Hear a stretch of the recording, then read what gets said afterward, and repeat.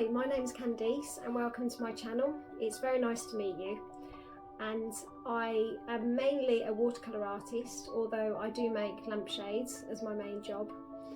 But on my channel you'll find a mixture of tutorials, time lapses of my longer paintings, so you can see how they evolve and how they build up.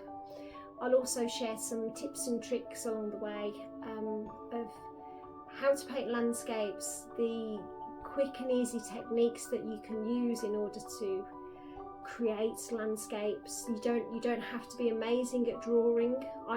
My drawing skills are not great, to be honest.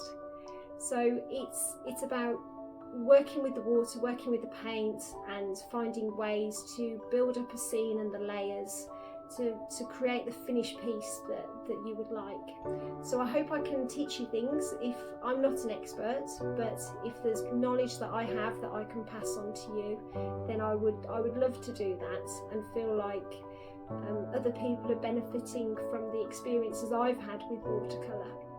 It's a fantastic medium.